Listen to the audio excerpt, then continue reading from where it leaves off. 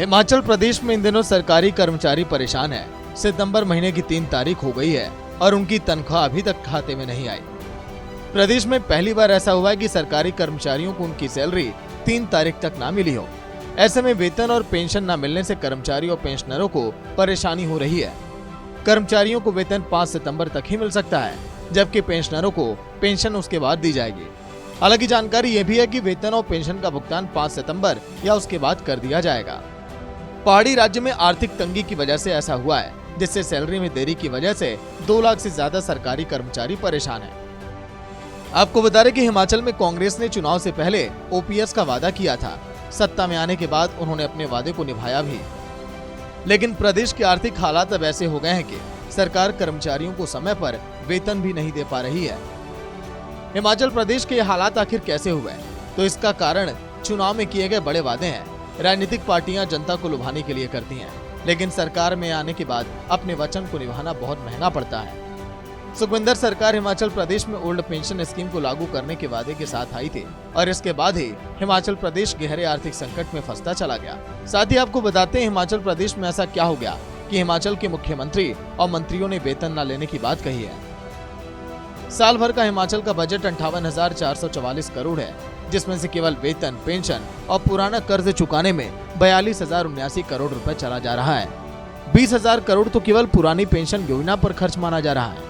नौबत यह है कि 28,000 कर्मचारियों को पेंशन, ग्रेच्युटी और दूसरे मद का 1,000 करोड़ रुपए देने हैं, लेकिन हिमाचल सरकार दे नहीं पा रही है। वहीं प्रदेश के मुखिया सुखविंदर सिंह ने वित्तीय संकट पर कहा कि राज्य में कोई वित्तीय संकट नहीं है और कर्मचारियों और पेंशन भोगियों को उनका बकाया मिल रहा है।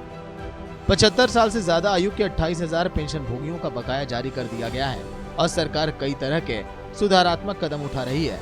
इसके अलावा सरकार किसानों, मजदूरों, अचार बनाने वालों, महिलाओं और छोटे दुकानदारों सहित सभी वर्गों के कल्याण के लिए काम कर रही है। तो वहीं हिमाचल की आर्थिक स्थिति को लेकर हिमाचल विधानसभा मानसून सेशन में नेता प्रतिपक्ष जयराम ठाकुर ने मुख्यमंत्री सुखविंदर सिंह पर तंज कसा।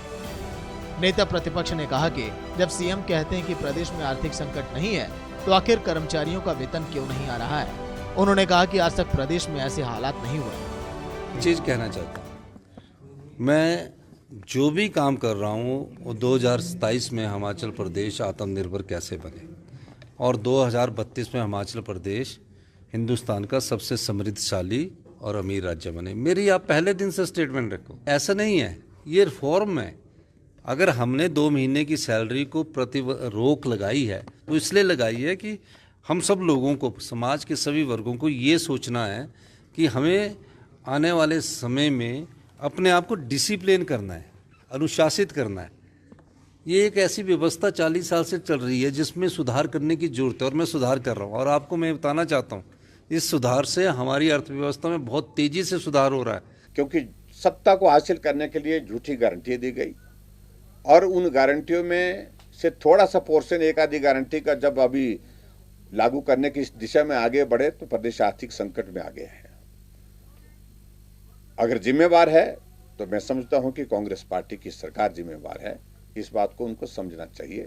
हिमाचल प्रदेश बहुत बड़े आर्थिक संकट के दौर में से जब गुजर रहा है, इस परिस्थिति को मुख्यमंत्री को गंभीरता से समझना चाहिए। और जो कर्मचारी हत्याशी की बात बार बार कहते थे, हर भाषण में कहते थे, आज कर्मचारियों को पेंशन की बातें तो दूर की रही, फिलहाल स्थिति ये बन गई सैलरी भी समय पर नहीं मिल पा रही है। डीए की किस्त की बात तो दूर की रही, सैलरी भी नहीं मिल पा रही है, मेडिकल रिइंबर्समेंट नहीं मिल पा रहा है। तो ये बहुत बड़ी एक परिस्थिति जो हिमाचल प्रदेश में जो बनी है।